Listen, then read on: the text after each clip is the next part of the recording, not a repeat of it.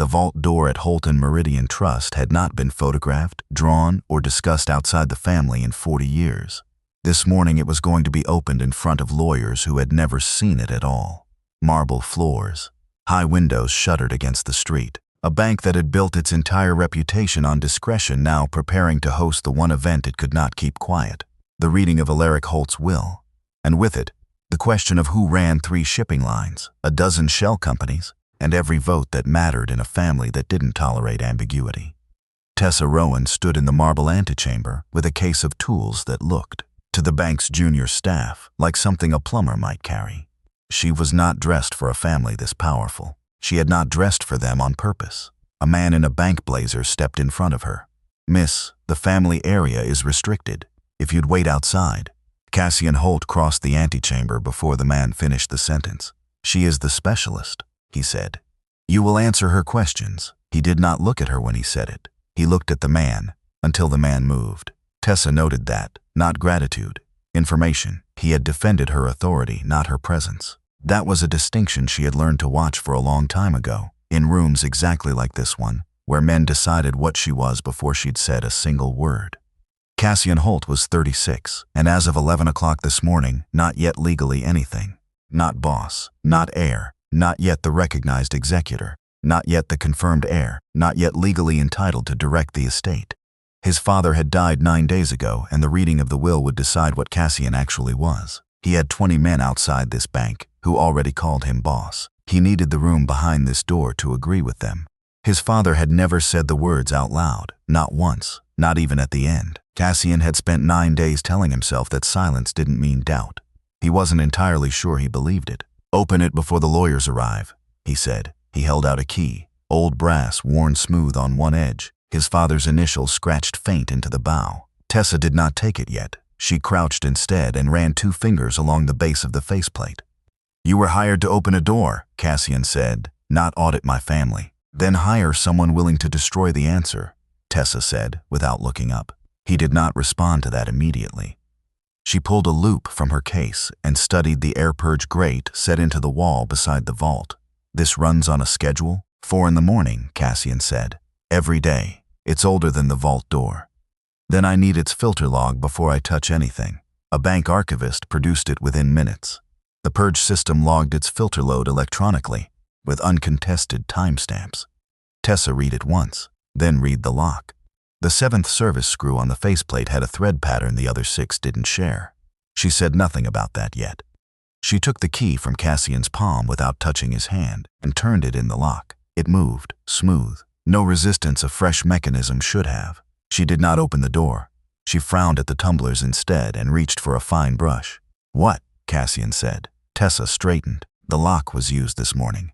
Cassian looked at the key in her hand as if it might explain itself. "I have not proved which key opened it." She turned the brush over, studying a faint residue caught in its bristles. But it was not this one. Gideon Vale arrived exactly as Tessa said it, moving through the antechamber with the unhurried authority of a man who had never once had to raise his voice to be obeyed. "Say that again," Gideon said. "The lock shows use since 4 this morning," Tessa said. "The key in my hand did not make those marks." Gideon did not accuse her of theater, the way Cassian's face suggested he wanted to. Instead, he turned to the bank's security officer. "Pull every access log for this corridor back 6 hours. Do not let anyone touch that faceplate until we have a documentary trail." "You're slowing this down," Cassian said. "I am making sure that whatever she finds survives being said out loud in a room full of your father's lawyers," Gideon said. "If you want a shortcut, Cassian, take it without me." Cassian did not take it without him. Tessa filed that exchange away. Gideon was not behaving like a man protecting a secret. He was behaving like a man protecting a process. She noticed, too, that he was the one who insisted the faceplate not be touched until a documentary trail existed. A request that, if this had genuinely been a bank error, would have cost him nothing and protected everyone. It was the kind of caution that looked identical whether a man had something to hide or simply understood, better than anyone else in the room, exactly how much could be hidden in a process no one bothered to document. She did not yet know that those were not the same thing he thought they were. The bank's security chief confirmed within the hour that a junior log keeper had adjusted a timestamp overnight. Sloppy, explainable, almost certainly unrelated. It was enough to point suspicion somewhere convenient. Gideon pointed at it anyway, which made him look thorough rather than guilty. Cassian, check the clock above the vault. If this isn't resolved by noon, the estate reverts to interim board control for 7 days. My father wrote that clause himself years ago. Nobody engineered this deadline. It's just going to hurt me if we don't move. Then let her move, Gideon said. Tessa was already moving. She spent the next hour reconstructing what 4 hours of undisturbed air purge cycling should have looked like on a faceplate no one had touched since the death announcement 9 days earlier. The vault's lock ran on a dry film molybdenum lubricant, not oil, a powder that clung in fine directional lines wherever a key had recently turned and took hours of vibration to redistribute evenly again.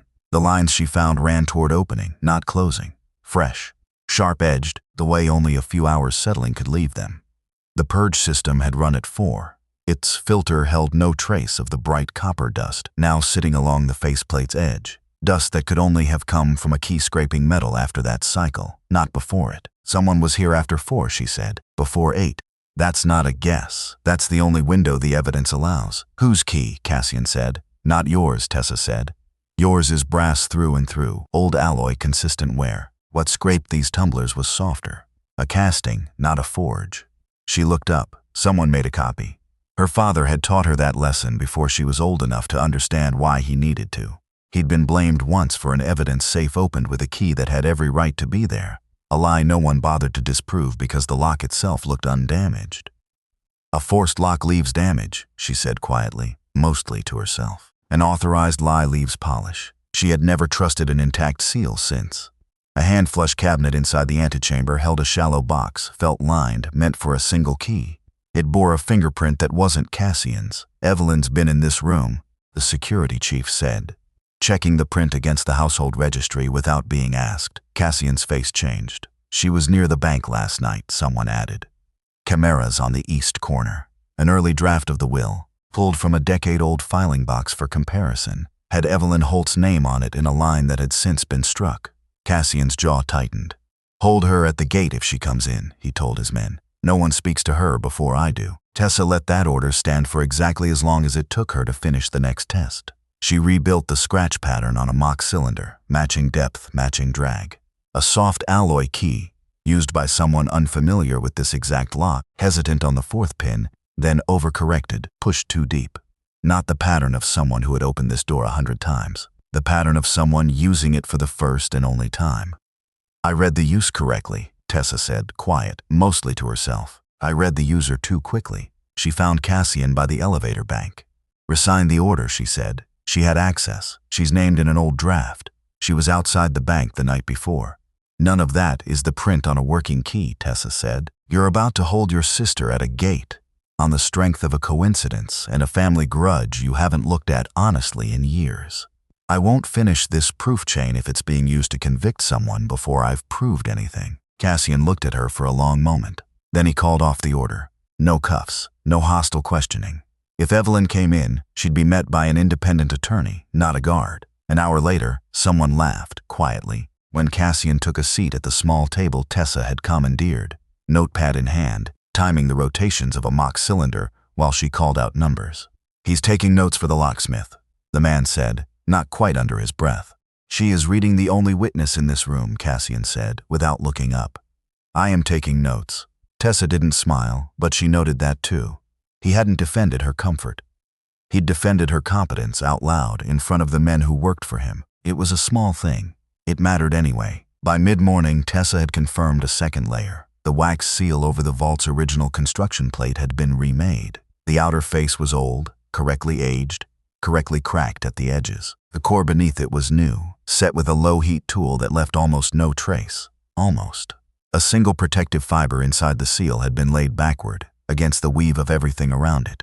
Someone skilled did this, Tessa said. Someone who's done conservation work before. Not a locksmith, a document restorer. Gideon, standing nearby, offered without being asked. I can think of one firm the estate has used for exactly that kind of work. I'll have their records pulled. It looked again like help. Gideon named the firm before anyone else thought to ask why he knew where to look. Cassian didn't catch it. Neither did Tessa, not yet. The vault opened at 11:40, 20 minutes before the deadline, without a single mark added to its history that hadn't already been read. Inside, on the top shelf, sat a folder that did not belong to the room around it. The paper hadn't absorbed the vault's decades of stable humidity the way everything beside it had. Its moisture profile matched hours of exposure, not years. The ink sat too dark, too even, too recent. It was a will. Alaric Holt's signature at the bottom, apparently genuine. It named Cassian's sole and immediate heir. It also handed control of every family trust, every transfer of funds, every vote on succession, to Gideon Vale, until such time as the boss demonstrates fitness to hold them unsupervised. Cassian read it twice. Gideon watched him read it, face composed into something like relief. Tessa touched the edge of the folder, not the paper inside it. "The door is old," she said. "The document behind it is not. The will gave a son everything he wanted and nothing he could actually use." Gideon explained the clause the way a man explains a fence he built for someone else's safety. "Your father worried about your temper, Cassian, not your right to lead. He wanted checks in place so the family wouldn't inherit your worst year along with your best one." It was, on its face, a reasonable thing for a grieving son to accept. Tessa, watching from the side of the room, asked the only question that mattered. Who benefits from making you powerful enough to rule and vulnerable enough to remove? Cassian didn't answer her in front of Gideon. He answered her later, in the corridor, low enough that no one else could hear it. "Not Evelyn," he said. "She'd want the money and none of the exposure. This protects someone who wants control without the name on it." He looked at the closed door behind them. "It protects him." Evelyn arrived at noon, past the men who no longer had orders to stop her, and asked for 5 minutes alone with her brother. Cassian gave her the room. "Dad's alive," she said, before he could speak. Or he was. 3 days after they told everyone he'd died. Cassian didn't move. "I saw him," Evelyn said, "at a private facility outside the city under another name. Gideon had people watching the house before I even understood why. He showed me a video of you on a call, ordering an increase in Dad's sedation. It looked real. I believed it was real. He told me if I said anything, you'd be charged with killing your own father before anyone bothered to check if the tape was true." Her hands were shaking. "He had Mrs. Ansell moved to a facility too. The woman who raised me. I didn't know if that was a threat or a promise, and I wasn't willing to find out." She set a small object on the table between them, a key, unfinished, the casting still rough at the bow. "This didn't work," she said. "I tried it on the vault, twice, the night before the private memorial we'd planned without viewing the body. It wouldn't turn." Tessa took it, turned it once under the light, and matched the alloy to the scrape marks on the faceplate without needing to say so out loud. "Someone built two," she said. "One that failed, one that didn't." Evelyn looked at her brother. "Dad told me once, when I was a kid, the door is safer than the room. I didn't understand it then." She looked toward the vault. "I think I do now." Dr. Elias Marr arrived within the hour, brought in by a car Cassian sent without explanation, and a summons Marr had been dreading for 9 days. He confirmed plainly without being pushed. Alaric Holt had been alive for 3 days past the date the family had been told to grieve. He had been kept stable, then pressured, then made to sign a document while too weak to argue with the men standing over him. He brought the facility's own intake record with him, filed under an alias, along with the medication safe log and the sedative batch number that matched what Dr. Marr had been ordered to administer. The true date of death sat 3 days later than the one on every public record. "I should have said something the day it happened," Marr said. "I told myself the family already knew. I was wrong about that." Cassian's hand closed around the edge of the table hard enough to split skin at the knuckle. He didn't reach for a weapon. He asked one question. Who gave the order? The 7th service screw Tessa had flagged that morning turned out to matter more than a maintenance detail.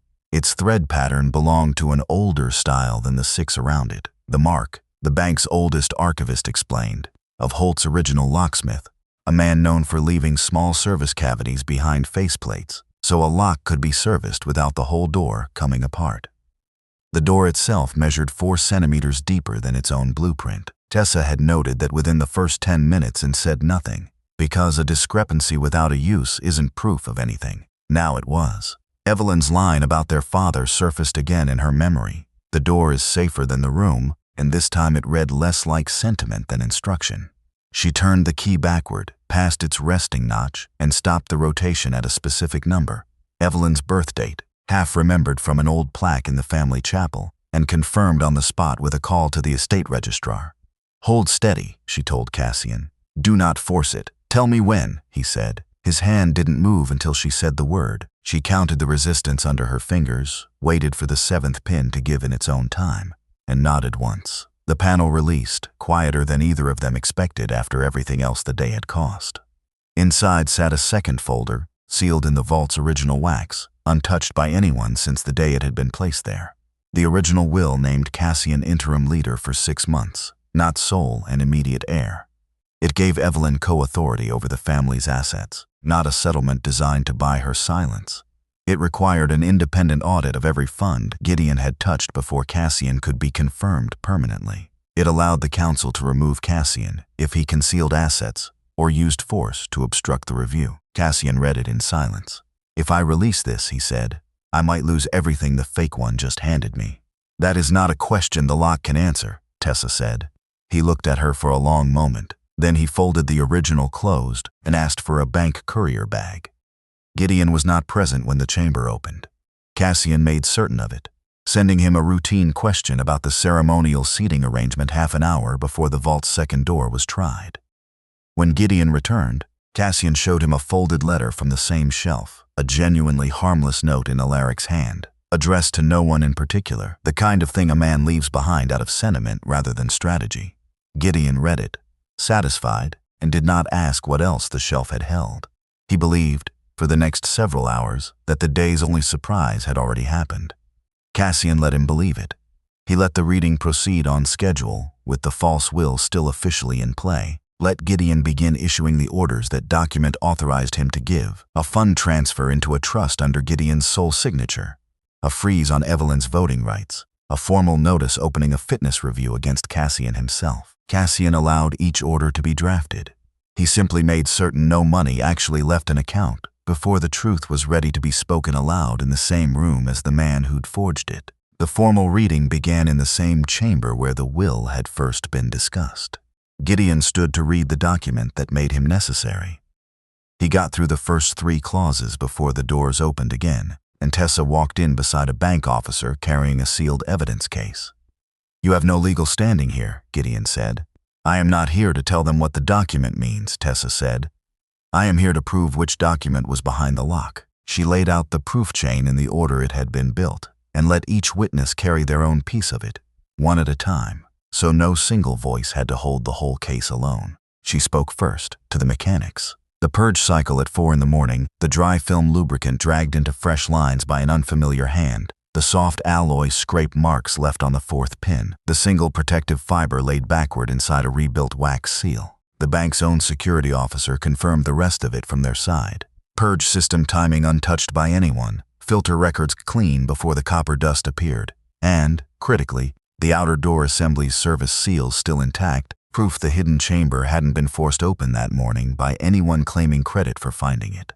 It had waited there, sealed, since the day the door itself was built. A document examiner, called in independently by the bank rather than by either side of the family, confirmed the paper stock and ink formulation on the false will were recent, and that the sheet's moisture profile showed it had spent only hours inside the vault, not decades. Evelyn testified to seeing her father alive after the date the family had been told to mourn him, and set the failed, unfinished key on the table beside the one that had worked. Dr. Marr gave the true date of death and laid the facility's intake record and the sedative batch log beside his own account. So his testimony wasn't the only thing holding that piece up. Cassian went last and laid out the orders Gideon had issued within the hour of the false will being read, a fund transfer, a rights freeze, a fitness review, each one drafted under authority from a document that had just been proven false in front of the same witnesses who'd signed off on issuing it. You did not preserve my father's will, Cassian said. You preserved the part of it that kept you necessary. Gideon did not reach for a weapon. He reached for the law instead. Everything removed from that vault outside of a supervised proceeding is inadmissible, he said. Miss Rowan had no standing to extract it. The doctor's statement was made under duress from this family, not from me. Evelyn is a named beneficiary, which makes her testimony self-interested on its face. I am invoking emergency governance authority, effective immediately, to suspend Cassian Holt pending a full judicial review. It was, for a moment, close to working. Cassian didn't fight the clause, he agreed to it. Suspend the vote, he said. Freeze the funds. Bring in the independent counsel to run this until the audit is done. I won't use my own people to stop it, and I won't hide a single account. Gideon's largest weapon had been the fear of losing everything. Cassian had just set it down himself. Gideon tried the terminal instead of the door, routing a final transfer through a private line before the bank's own security could reach him. The transfer reused the same authentication token the bank had already flagged across 3 older shell company payments, the ones tied to the keycaster, the conservator, and the facility that had kept a dying man alive long enough to force a signature. Cassian had left a small, unremarkable account open and unfrozen. For exactly this, bait no one had thought to distrust. Security stopped Gideon at the private entrance reserved for the family's own lawyers. There was no gunfight. Gideon looked, for the first time all day, like a man who understood the room had never been his to control. He said something about Cassian being weak enough to let him live. Tessa answered before Cassian did. Alive, he answers for the system. Cassian didn't touch him. He handed Gideon, and every document that came with him, to the family's counsel and to the authorities waiting outside.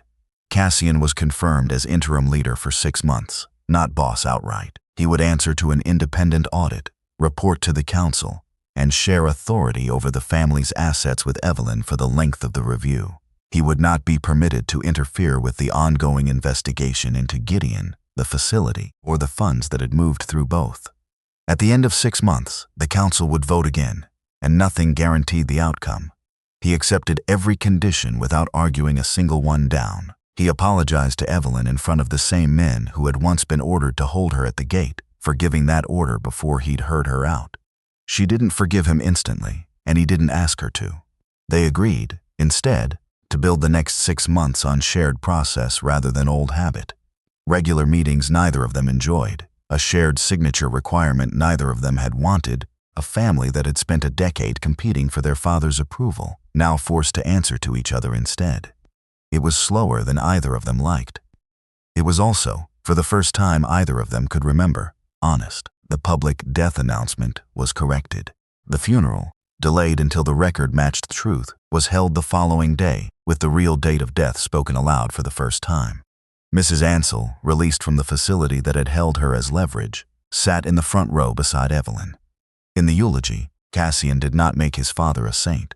He said only that the secrecy Alaric had built to protect his family had left it open to exactly the kind of man who knew how to use secrecy against them, and that the family would not be building its next chapter the same way. The vault's access protocol was rebuilt from the faceplate in. Tessa did not become the family's private locksmith, and she did not keep a key of her own. She was hired instead as independent mechanical access auditor, answerable to the bank and to the family's new oversight council rather than to any single Holt. Her scope was specific: inspect the succession vault's mechanism, log every duplicate key ever cast for it, preserve and witness every future opening, and halt any procedure the physical evidence didn't support. The new system required 2 of 3 parties to open the door at all: the acting leader, a second family representative, and the independent bank. No one person, not even the boss, could open it alone again. Not Cassian, not Evelyn, not Tessa. Weeks later, Cassian came to Tessa's workshop without an escort, carrying a small music box that had belonged to his mother. Its lock had been jammed for years. "The work is the music box," he said, setting it on her bench. "Dinner is the request." He paused. "You may refuse either." Tessa asked if he'd gotten any better at waiting for an answer. "I had 6 months added to my succession," Cassian said. "I am learning." She laughed briefly and bent over the little lock while he stood on the far side of the bench, hands in his pockets, making no move to come around it uninvited. When the box finally opened and a thin, imperfect melody spilled out into the workshop, Tessa set her tools down, reached out, and pulled him toward her by the collar. She kissed him first. He didn't move until she'd decided the moment was finished. 6 months later, the vault opened again for the final audit. 3 people stood in front of it this time: Cassian, Evelyn, and a representative from the bank. 2 of 3 keys turned together. Tessa stood at the mechanism panel, checking seals, faceplate, logs, the small numbers that told her whether anything had changed since the last time this door had moved. "Ready?" Cassian asked. She didn't look up at him first. She finished the check, then said, "Now it is." Cassian and Evelyn turned their keys together. The door opened. No one could have opened it alone. No one could change what was behind it without leaving 2 witnesses and an independent record. Cassian looked at Tessa. "A lock cannot decide who deserves power," she said. "What can it do?" he asked. "Make sure no one changes the answer alone." The door swung fully open into a room that finally held nothing anyone had reason to hide.